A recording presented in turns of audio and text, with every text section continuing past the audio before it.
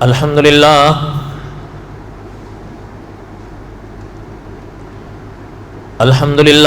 نحمده ونستعینه ونستغفره ونؤمن به ونتوکل علیہ ونعوذ باللہ من شرور انفسنا ومن سیئات اعمالنا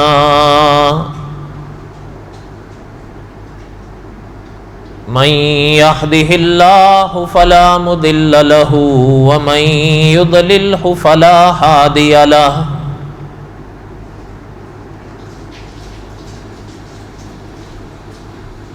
ونشهد أن لا إله إلا الله وحده لا شريك له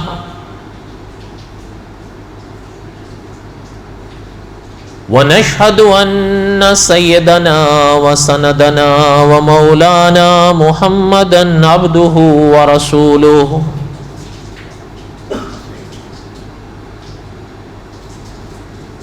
أما بعد أعوذ بالله من الشيطان الرجيم بسم الله الرحمن الرحيم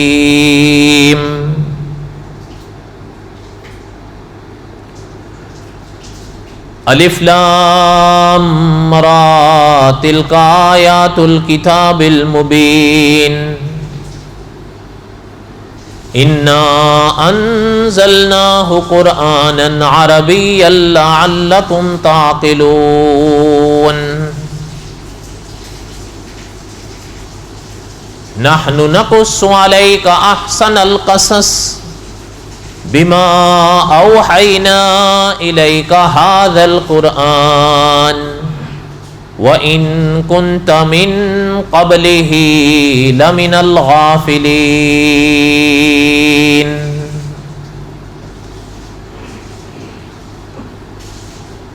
وقال اللہ تعالی فی مقام آخر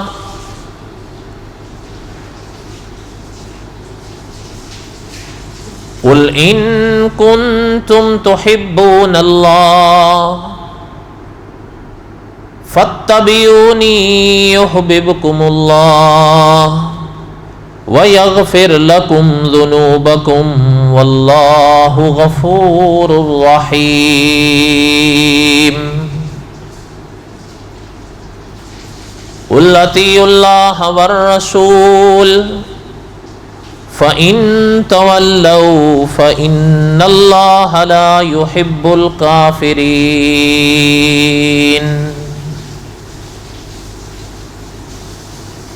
وقال النبي صلى الله عليه وسلم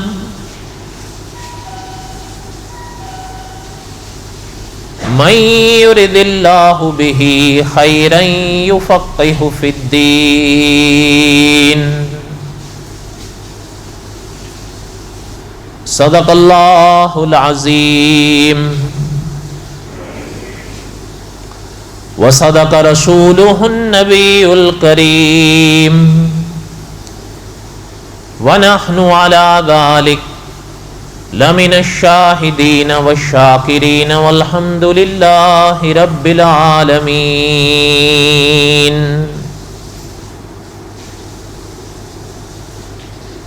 اللہم صلی علی محمد وعلی آل محمد کما صلیت علی ابراہیم وعلی آل ابراہیم انکا حمید مجید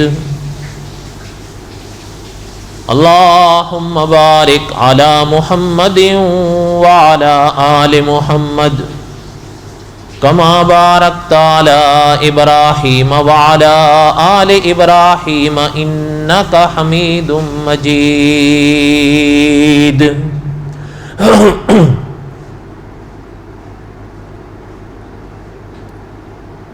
ہمہ قسم کی حمد و ثنا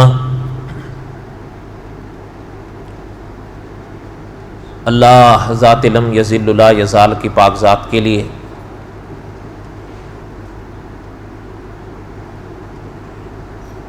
صدق دل سے لا تعداد مرتبہ درود و سلام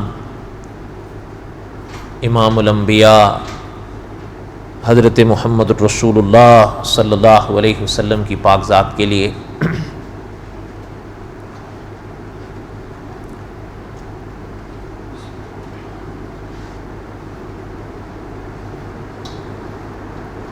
جمعے کے بیانات میں قصص الانبیاء علیہم الصلاۃ والسلام کے اسباق پڑھ رہے تھے.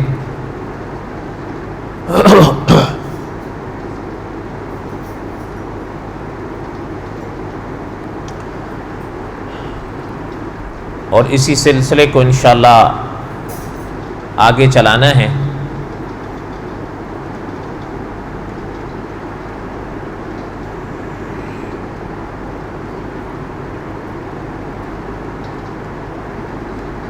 بہت پرانا سبق ہے.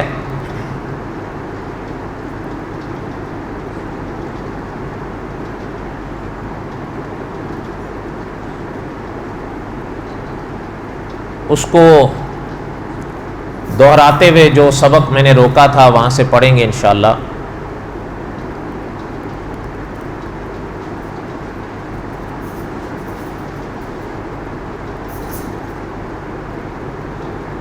علماء نے لکھا ہے کہ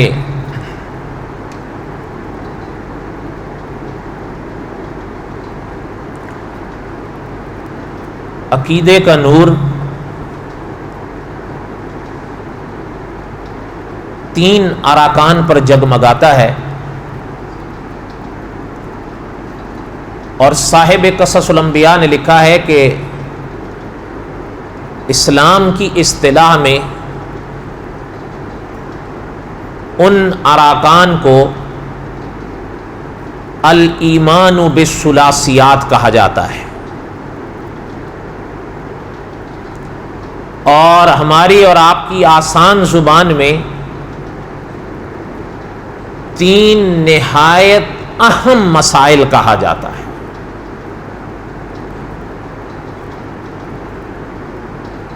علماء نے لکھا ہے کہ پہلا ہے توحید،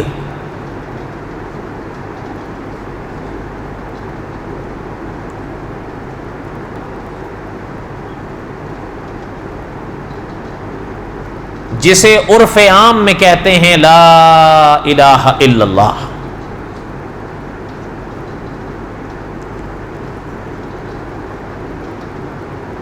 دوسرا ہے رسالت، اور تیسرا ہے آخرت.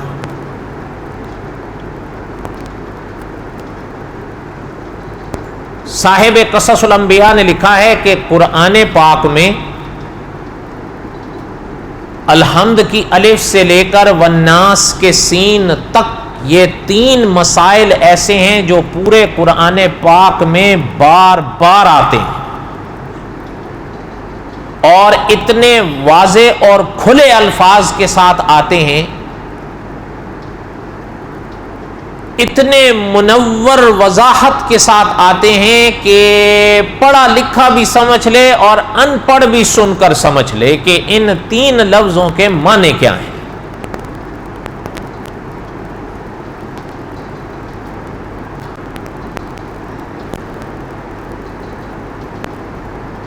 علماء نے لکھا ہے کہ عقیدے کے مسئلے کو اللہ پاک کی پاک ذات نے کھول کھول کر بیان کیا، اور اللہ کے رسول صلی اللہ علیہ وسلم نے بھی عقیدے کے مسائل کو کھول کھول کر بیان کیا تاکہ کسی سننے والے کو شبہ نہ رہے. اس لیے کہ علماء نے لکھا ہے کہ اسلامی تعلیمات سے یہ نتیجہ ملتا ہے کہ ابن آدم کی نجات ہے ہی عقیدے پر. عقیدہ صحیح ہوگا تو نیک عمل مقبول ہوگا. حتیٰ کہ شیخ الاسلام علامہ شبیر احمد عثمانی رحمۃ اللہ علیہ نے لکھا ہے اپنی تفسیر قرآن میں کہ صحیح عقیدہ نیک عمل کے لیے ایسے ہے جس طرح اس جسم کے اندر روح ہوتی ہے. اس جسم کے لیے روح ہوگی تو اس جسم پہ بہار رہے گی. اگر روح چلی گئی اور روح نہ رہی تو پھر تو یہ جسم تھوڑے لمحے بھی آپ اور ہم نہیں رکھ سکیں, چاہ کے بھی نہیں رکھ سکیں.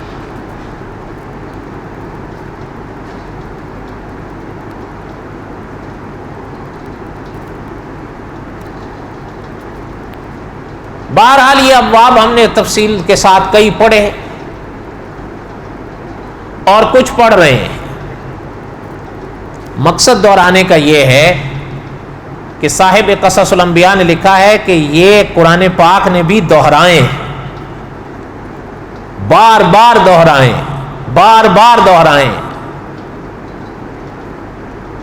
اور آپ اور میں بھی ان کو بار بار دہرائیں گے تاکہ یہ یاد رہیں.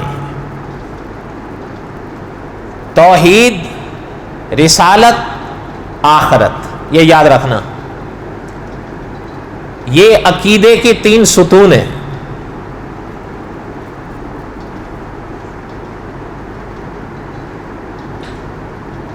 پہلا ہم نے پڑھا اپنی بساط تک, دوسرا پڑھ رہے ہیں.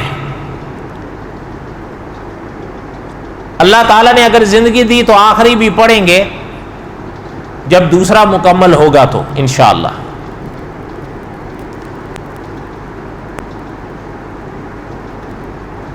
رسالت کے باب جب پڑھ رہے تھے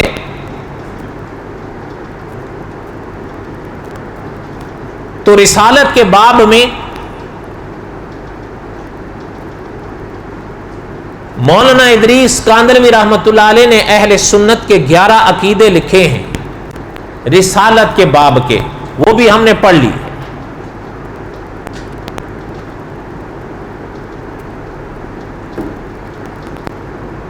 اس کے بعد اس باب میں اکابر نے حضرت آدم سے لے کر حضرت محمد الرسول اللہ تک صلی اللہ علیہ وسلم جتنے اللہ کے نبی اور رسولوں کے تذکرے اکابرین کو ملے معتبر ذرائع سے, ان کو اکابر نے لکھا اور اکابر کی اتباع میں ہی ہم پڑھ رہے ہیں اور سبقاً پڑھ رہے ہیں.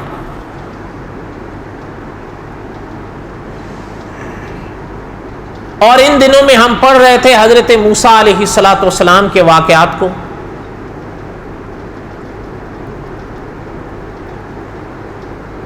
اور ہندوستان میں مولانا پالن حقانی گزرے ہیں رحمت اللہ علیہ. اللہ تعالیٰ ان کی قبر پہ کروڑوں رحمت نازل فرمائیں. قدرت نے ان کی عجب کایا پلٹی تھی, کہاں سے کہاں لائے. انہوں نے حضرت موسیٰ علیہ الصلاۃ والسلام کی پاک زندگی پر پوری ایک کتاب مستقل لکھی 2 جلدوں میں, اور اس کا نام حضرت نے رکھا تھا حق اور باطل کی جنگ. پہلی جلد میں مولانا پالن حقانی رحمت اللہ علیہ نے حضرت موسیٰ علیہ الصلاۃ والسلام کے ان واقعات کو لکھا جو حضرت کو فرعون کے ساتھ پیش آئے یا فرعون کے ساتھ سابقے کے دوران پیش آئے, بچپن سے لے کر فرعون کے غرق ہونے تک. پھر دوسری جلد لکھی, اس میں حضرت موسیٰ علیہ الصلاۃ والسلام کا جو واسطہ اپنی امت بنی اسرائیل سے پڑھا ان حالات کو لکھا. اب وہ 2 جلدیں اکٹھی کر دی گئیں حق اور باطل کی جنگ کے نام سے. بہرحال بڑی قیمتی چیز ہے, اگر آپ دوستوں کو کسی کو مل سکے تو اس کو لیں, اس کو پڑھیں. بڑے سبق آموز واقعات, بڑے اکابر کے اس میں اسباق ہیں.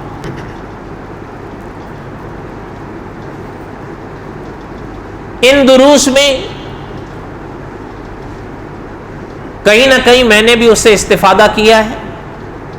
اور جہاں کیا ہے کوشش کی ہے اس کی وضاحت کر دی، ورنہ زیادہ تر ان دروس کو میں نے مولانا عبد الرحمن صاحب رحمۃ اللہ علیہ کی کتاب ہدایت کے چراغ سے لیا ہے اور اسی کو سبقن پڑھ رہے ہیں، اور اس سلسلے کی حضرت نے خود اجازت دی تھی، اب وہ بھی نہیں رہے۔ بہرحال کل نفس ذائقۃ الموت کل من علیہا فان ویبقی وجہ ربک ذو الجلال والاکرام۔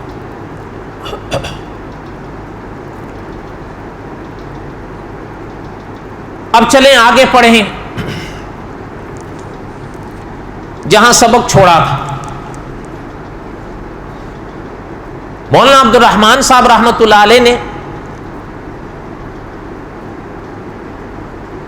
اپنی کتاب ہدایت کے چراغ میں ایک مستقل عنوان قائم کیا ہے قرآن پاک کی روشنی میں،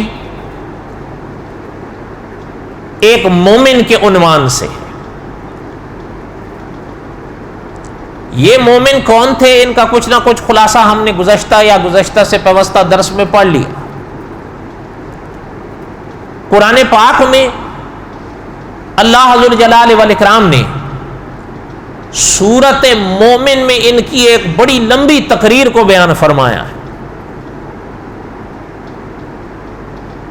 اور علماء نے لکھا ہے کہ سورت مومن کو مومن کہتے ہی ان کی نسبت سے ہے کہ اس سورت میں ان کا تذکرہ ہے۔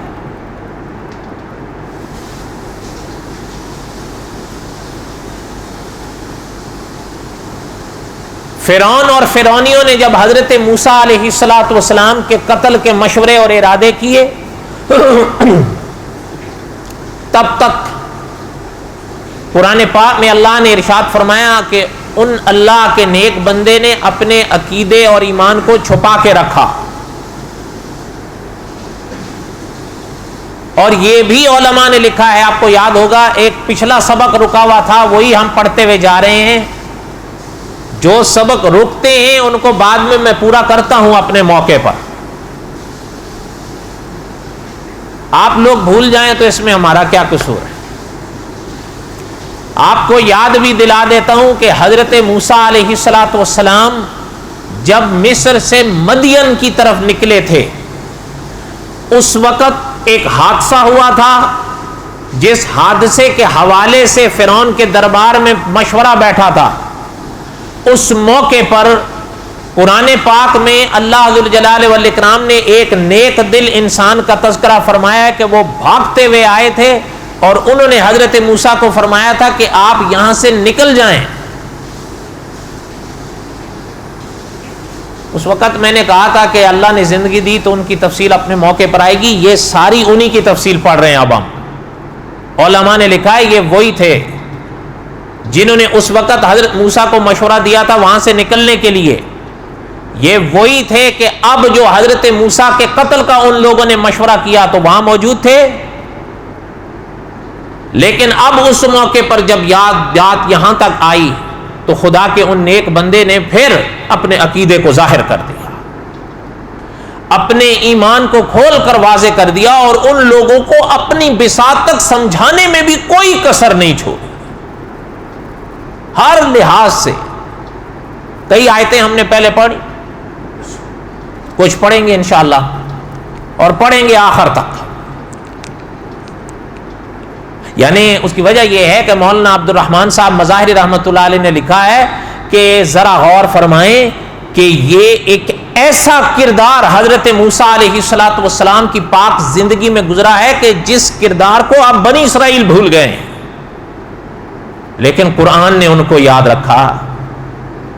اور مولانا عبد الرحمن صاحب رحمۃ اللہ علیہ نے لکھا ہے کہ حضرت موسیٰ کی زندگی جب پڑھتے ہیں اور وہاں پر پتہ چلتا ہے کہ فرعون، حامان، قارون جیسے لوگ جو پیغمبر کے مقابلے کے لیے اترنے کی ان لوگوں نے کوششیں کی، جہاں ویسے لوگ تھے تو ایسے لوگ بھی تھے کہ جنہوں نے اپنی جان پر کھیل کر اپنے عقیدے کو بھی واضح کیا اور حضرت موسیٰ کو بھی بچانے کی کوشش کی۔ قرآن نے بڑی عظمت کے ساتھ ان کو یاد رکھا۔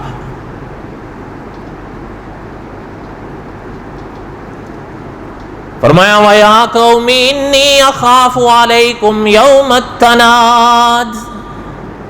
ان کی تقریر جو پڑھ لی تھی آگے سنیں. اسی موقع پر اللہ نے ارشاد فرمایا کہ ان فرعون اور فرعونیوں سے انہوں نے کہا, اتنی لمبی تقریر فرعون کے دربار میں. علماء نے لکھا ہے یہ ان کا جہاد اکبر تھا, اس لیے کہ فرعون اور فرعونیت سے لوگوں کے آگے حق کو بیان کرنا حدیث پیغمبر کے مطابق یہ جہاد اکبر ہے, ہر انسان کے بس کا کام نہیں ہے. اس لیے کہ میں نے عرض کیا تھا میں آپ کے سامنے بیان کر دوں, آپ میرے سامنے بیان کر دیں, وہ بات تو نہیں ہے. الحمدللہ آپ اور میں ایمان والے ہیں, ایمان والا بھلے گنہگار ہو پھر بھی ایمانداری کی باتیں سن کر خاموش ضرور ہوتا ہے, بلکہ ممکن ہے دعا دے بھی دے, دعا کر بھی دے. لیکن وہ لوگ تو پکے دشمن تھے, ان کے آگے عقیدوں کی باتوں کو اس طرح بیان کرنا یہ تو اپنی موت کو دعوت دینی. فرمایا وَيَا قَوْمِ إِنِّي أَخَافُ عَلَيْكُمْ يَوْمَ التَّنَادِ. کہنے لگے اے میری قوم مجھے تم پر اس دن کا ڈر ہے جس دن چیخ اور پکار کا دن ہوگا, جو دن چیخ اور پکار کا دن ہوگا. یوم تولون مدبرین ما لکم من اللہ من عاصم, جس دن تم پیٹ پھیر کر بھاگو گے اور یعنی ایسے بھاگو گے کہ تمہیں اللہ کے سوا کوئی بچانے والا نہیں ہو. ابھی مہلت ہے, ابھی وقت ہے, وہاں تو کچھ بھی حاصل نہیں ہوا, اس لیے کہ وہاں وہی بو گے جو یہاں, وہاں وہی کاٹو گے جو یہاں بو کے جاؤ. یہ آخرت کی کھیتی ہے. یوم تولون مدبرین ما لکم من اللہ من عاصم, اس دن پیٹ پھیر کر بھاگو گے تم اور اللہ کے سوا تمہیں بچانے والا کوئی نہیں ہو.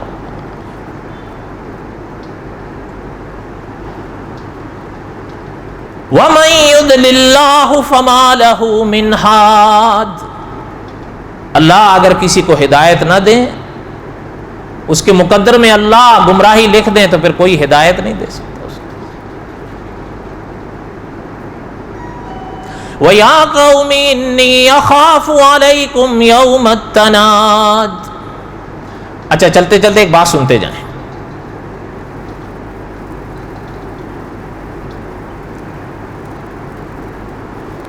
میں نے ابھی عرض کیا تھا, اب دھیان نہ ہٹے ورنہ بات نہیں سمجھ میں آئی.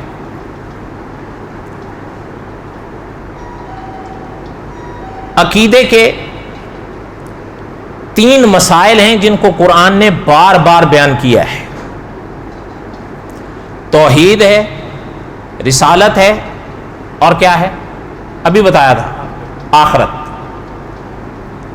یاد کر لیں, توحید ہے, رسالت ہے, آخرت. یہ عقیدے کے 3 ستون ہیں, ان کو ذہن میں رکھو. انہی کو الایمان بالثلاثیات کہتے ہیں.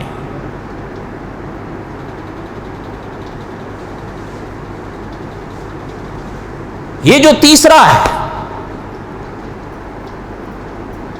اس پر زیادہ اور تفصیلی بات تو انشاءاللہ اپنے موقع پر آئے گی, لیکن میں تھوڑا تھوڑا چلتے چلتے عرض کر دوں. یہ جو یوم التناد فرمایا گیا, یوم التناد اور یوم التناد, ابواب کے لحاظ سے کہہ رہا ہوں. علماء نے لکھا ہے یہ کیا ہے. خدا کے ان نیک بندے نے کیا فرمایا, وَيَا قَوْمِ إِنِّي أَخَافُ عَلَيْكُمْ يَوْمَ التَّنَادِ. مجھے تم پر ڈر ہے اس دن سے جو پکار کا دن ہوگا. علماء نے لکھا ہے یہ پکار کا دن کون سا ہے, قیامت کا دن. کون سا ہے, اور اسی دن کو آخرت کا دن بھی کہتے ہیں. دیکھیں نا, آپ اور ہم دعا کرتے ہیں ربنا آتنا فی الدنیا حسنہ وفی وہی آخرت ہے. علماء نے لکھا ہے تو پھر ان خدا کے نیک بندے نے اس کو پکار کا دن کیوں کہا. مولانا عبد الرحمن صاحب رحمۃ اللہ علیہ, جن کی کتاب ہم سبقن پڑھ رہے ہیں ہدایت کے چراغ, ان کی ایک اور مستقل کتاب ہے یوم عظیم، یہ پوری کتاب قیامت پر ہے. اور یہ بھی آپ کو بتا دوں، اگر آپ کے دل کو لگے، نصیب اپنا اپنا. مولانا عبد الرحمان صاحب رحمۃ اللہ علیہ نے جب یہ یوم عظیم کتاب لکھنی شروع کی تھی نا، ماہ رمضان تھا، ماہ رمضان کی 27ویں رات تھی، اور بیت اللہ کے سامنے بیٹھ کے لکھنی ہے. آج بھی جہاں ان کی کتاب کا یہ سرورق ہے، وہاں ان کے دستخط کے ساتھ یہ تاریخ درج. بہت پرانی کتاب ہے، ان کو تو فوت ہوئے بھی مدت اب ہو رہی. بہرحال نصیب ہے اپنا اپنا، اللہ تعالیٰ قبول فرمائے. اور آج بھی، یعنی اپنا میں لگی لپٹی سے نہیں آپ سے کہہ رہا ہوں، واضح کہہ رہا ہوں، آج بھی اگر آپ وہ کتاب پڑھیں، اس کے بعد آپ کے دل کی کیفیت بدل جائے. یوم عظیم پر آپ حیران ہوں گے کہ قیامت، آپ اور ہم قیامت کہتے ہیں، قیامت بھی اس کا نام ہے. مولانا عبد الرحمان صاحب نے قرآن پاک سے، صرف قرآن پاک سے قیامت کے دن کے 70 نام لکھے. پہلے اجمال کے ساتھ 70 نام لکھے، اس کے بعد پھر ایک ایک نام کی تفسیر لکھی. کتنے نام لکھے؟ پھر ایک ایک نام کی تفسیر لکھی ہے. اسی موقع پر حضرت نے لکھا ہے یوم التناد، پکار کا دن بھی قیامت کا ایک نام ہے. اور حضرت نے حوالے میں خدا کے انہی نیک بندے کا حوالہ دیا ہے جنہوں نے فرعون کے دربار میں یہ نام قیامت کا ذکر فرمایا. وَيَا قَوْمِ انی اخاف علیکم یوم التناد. پکار کا دن، پکار کا دن کیوں فرمایا؟ مولانا عبد الرحمان صاحب رحمۃ اللہ علیہ نے لکھا ہے کہ وہ ایسا ہوگا کہ اس میں پکاریں ہی پکاریں ہوں، آوازیں ہی آوازیں ہوں. صرف ان لوگوں کے لیے ہوں، ہمارا کیا ہوگا؟ بولو تو صحیح. بس دعا کریں اللہ تعالیٰ اپنا فضل فرما دیں. ورنہ جس دور سے میں اور آپ گزر رہے ہیں اور جس حال میں گزر رہے ہیں، اللہ ہی مہربانیاں فرمائیں.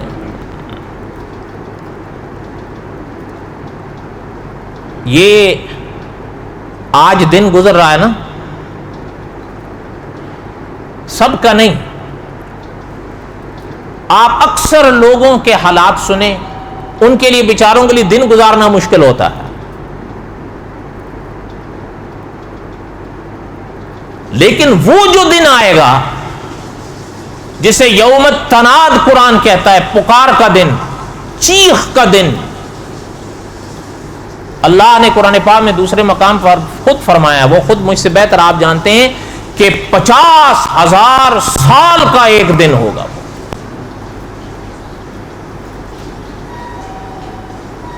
صاحب قصص الانبیاء نے بڑی عجیب بات لکھی ہے. حضرت نے لکھا ہے، اچھا ایک یہ چیز بھی ذہن میں رکھیں، حدیث شریف میں فرمایا گیا جس کی موت آ گئی اس کی قیامت تو شروع ہو. وہ تو مجموعی لحاظ سے ہوگا نا، سب کا ہوگا. ابھی سب کا تو شروع نہیں ہوا، لیکن جو مر گئے ان کے تو شروع ہو گئے یا نہیں ہو گئے؟ وہ تو گئے، یا واپس آ جائیں گے؟ کیا پتہ جمعرات کو آ جاتے ہیں. بولو تو صحیح.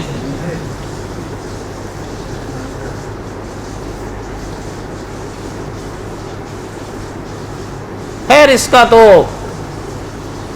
تفصیلی موقع ہے، انشاءاللہ اللہ نے زندگی دی تو بیان کریں گے کہ آتے ہیں کہ نہیں آتے. علامہ خالد محمود صاحب رحمۃ اللہ علیہ تھے نا، انہوں نے ایک مضمون لکھا ہے کہ برزخ کے مسافر کئی بار اس دنیا میں دیکھے گئے، اس لیے یہ مسئلہ نازک ہے. اللہ نے موقع دیا تو اپنے مقام پر آئے گا. جو بات عرض کر رہا تھا کہ حدیث شریف میں فرمایا گیا کہ جو مر گیا اس کی قیامت تو شروع.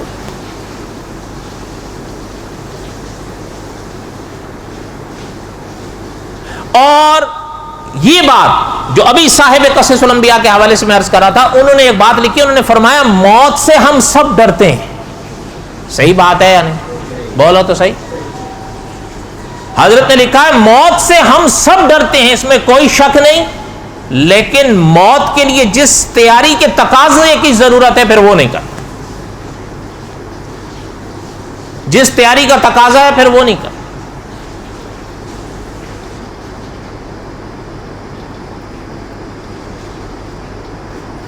بہرحال دعا کریں اللہ تعالیٰ بس رحم فرمائیں اور اللہ تعالیٰ آسانیاں فرمائیں. وہ حضرت سلطان العارفین رحمت اللہ علیہ فرماتے تھے نا، جے عدل کریں تا تھر تھر کمن اچیاں شانہ والے، جے فضل کریں تا بخشے جاون میں ورگے. اور بولو تو صحیح، منہ کالے ہو نہیں آتا آپ لوگوں کو، یا تو آتا نہیں ہے یا بولے بنے ہوئے ہیں، اللہ بہتر جانتا. یا منہ کالے کا لفظ نہیں کہنا چاہتے ہوں گے، منہ کالے کا لفظ ہم کیوں کہیں.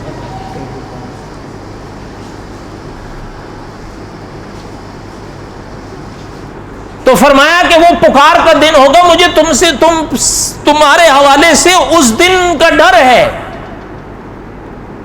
کہ جس دن چیخو پکار کا دن ہوگا. آج موقع ہے، ایسے نہیں کرو.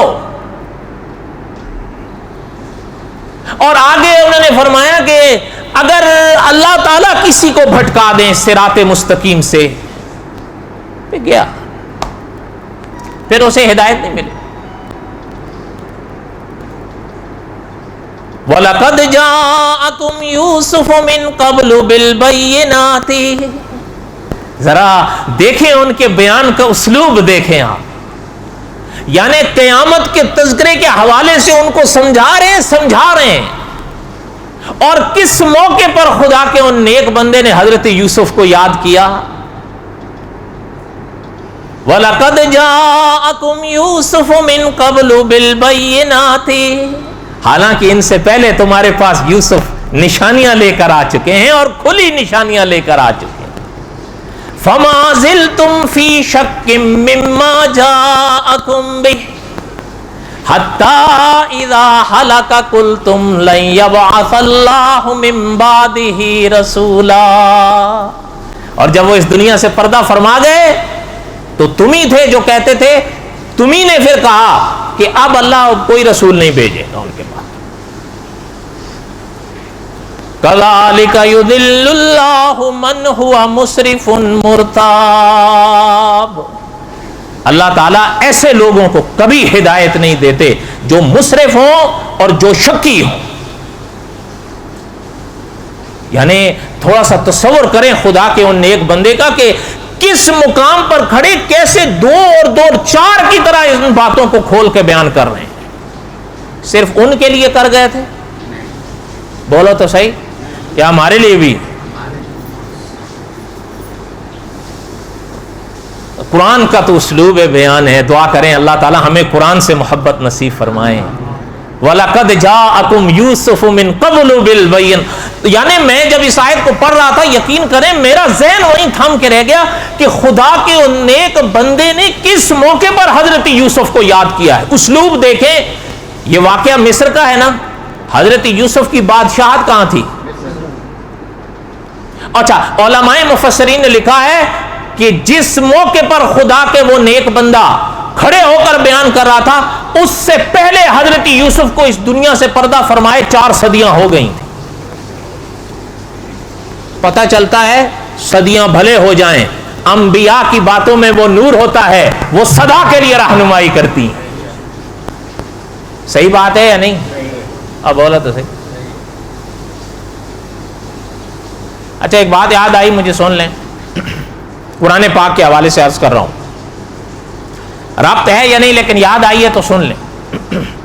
میں کبھی کبھی عرض کیا کرتا ہوں کہ قصص الانبیاء تو آپ اور میں سب پڑھے ہوئے ہیں، جانتے ہیں، کوئی ایسی بات تو ہے نہیں جو میں پہلی دفعہ آپ لوگوں کو سنا رہا ہوں.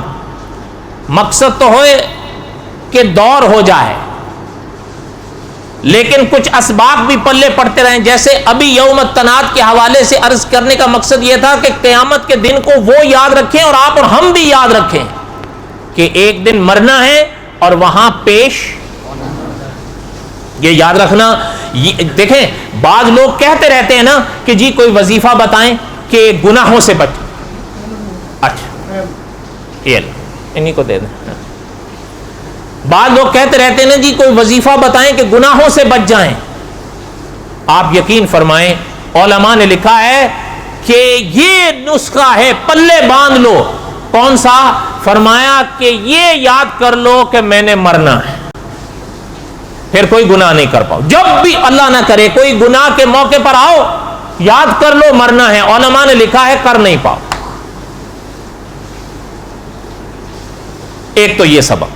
دوسرا اسلوب قرآن کے بیان کے موقع پر عرض کرنا یہ تھا, دیکھیں تھوڑی سی زندگی ہے,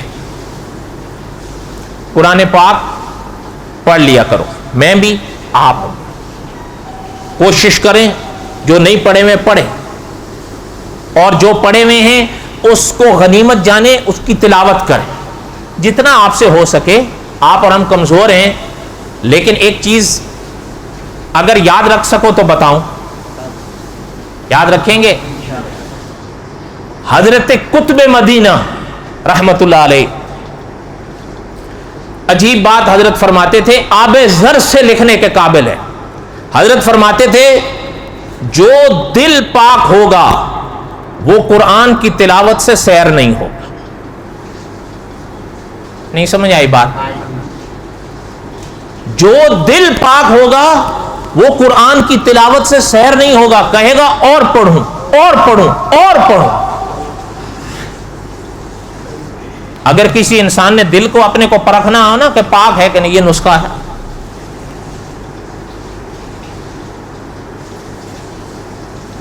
وہ بڑے لوگ تھے, آپ اور ہم کمزور ہیں. اکابر نے ایک عجیب سبق لکھا ہے. فرمایا آپ اور ہم اگر زیادہ نہ کر سکیں 3 آیتیں روز پڑھ لیا. کتنی؟ فرمایا زیادہ نہ کر سکو تو 3 آیتیں روز پڑھ لیا کرو. کیونکہ اکابر کا تجربہ ہے نا, وہ اب حضرت یمنی رحمت اللہ علیہ کون بن سکے, لیکن قرآن کے ساتھ جوڑ تو رہے. فرمایا ایک روز 3 آیتیں پڑھ لیا کرو, محروم تو نہ رہیں. اب دیکھیں, میں نے ابھی عرض کیا وہ بڑے تھے. وَلَقَدْ جَاءَكُمْ يُوسُفُ مِنْ قَبْلُ بِالْبَيِّنَاتِ کے حوالے سے مجھے ایک بات یاد آئی, وہ سنیں. اکابر میں ایک حضرت ابو بکر ابن عیاش رحمت اللہ علیہ گزرے ہیں. آپ حیران ہوں گے, امام بخاری کے بھی استادوں کے استاد تھے. استاد نہیں, استادوں کے استاد تھے. اور اگر میں غلط نہیں ہوں تو جہاں تک مجھے یاد آ رہا ہے, بخاری شریف جیسی کتاب میں ان کی قراتیں ہیں. فوت ہونے لگے, سنو بات خدا کے ولی کی, فوت ہونے لگے تو بالکل آخری وقت تھا. بیٹی کی طرف دیکھا, بیٹی پاس تھی, ان کی آنکھ نم. تو ان سے پوچھنے لگے کیوں رو رہے ہو بیٹا؟ انہوں نے بھی اتنا ہی کہا ابا آپ کی جدائی سے. آخری وقت انسان کی آنکھ نم ہو جاتی. اس موقع پر حضرت نے فرمایا, جو اکابر نے سبق کے طور پر لکھا ہے, فرمایا بیٹا اللہ کی عنایت ہے, جس مقام پر آپ کے ابو کی روح جا رہی ہے اس مقام پر الحمد کی الف سے لے کر والناس کے سین تک 9000 قرآن ختم کیے ہیں میں.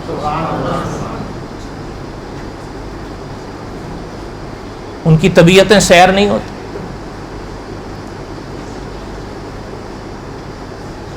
ایک آخری بات سنا کے بس کروں. وَلَقَدْ جَاءَكُمْ يُوسُفُ مِنْ قَبْلُ بِالْبَيِّنَاتِ,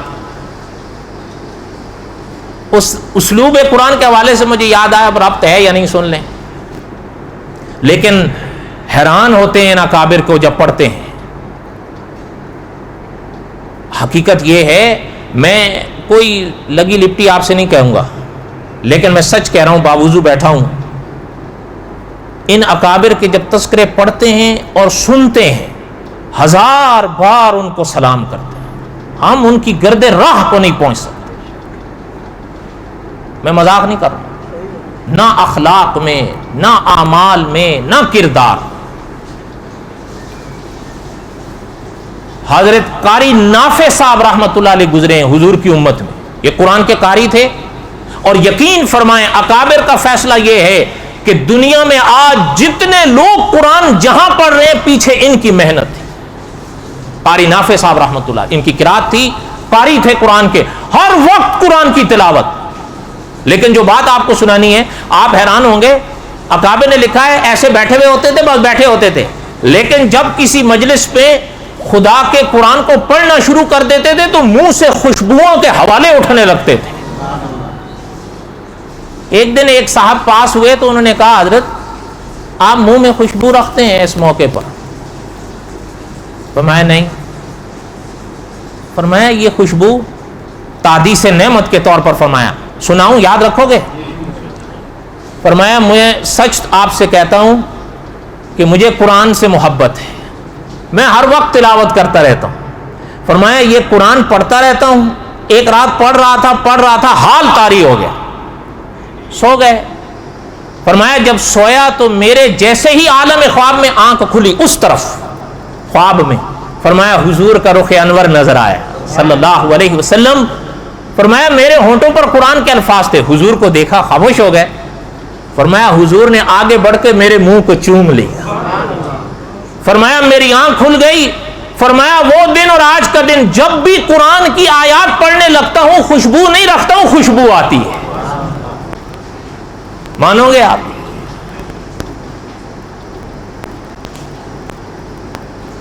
ایک بات یاد رکھنا، یہ واقعات کوئی شک نہیں اس میں اکابر نے لکھا ہے سر آنکھوں پر ہے، لیکن اکابر نے اسی باب میں لکھا ہے، وہ بھی ذہن میں رکھ لو۔ انہوں نے لکھا ہے اکابر نے، حدیث میں فرمایا گیا نا کہ اس کو پاک بھی رکھو، اس کو صاف بھی رکھو۔ کس کو؟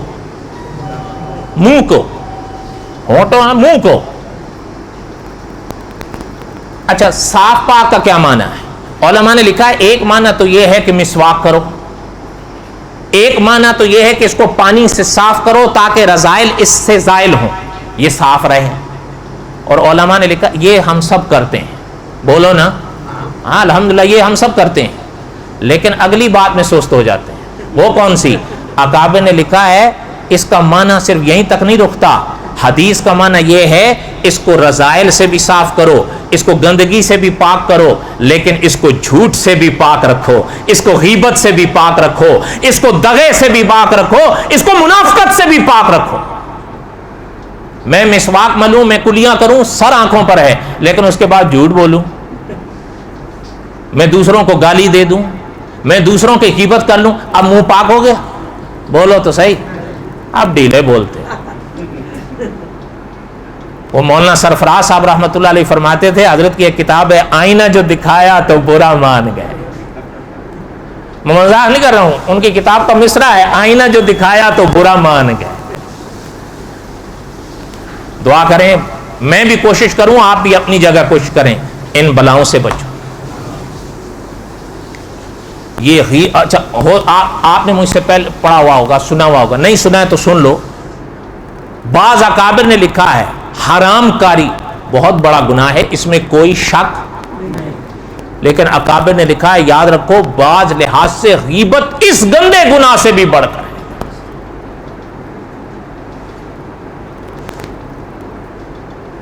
میں یہ نہیں کہتا کہ آپ سارے پاپی ہو، لیکن میں اپنے آپ سے کہتا ہوں اور اس سے کہتا ہوں جس کے اندر یہ چیزیں ہیں، کہ اگر یہ چیزیں ہیں تو میں بھی اور آپ بھی اس مدرسے کی دہلیز چھوڑنے سے پہلے یہ رذائل چھوڑیں، پھر کمال ہے، ورنہ فقط سبحان ربی الاعلی۔ مدرس حرم فرماتے ہیں بڑی فصیح و بلیغ زبان سے بھی کہہ لوگے تو کیا ہو، وما علینا الا البلاغ المبین، سنت پر۔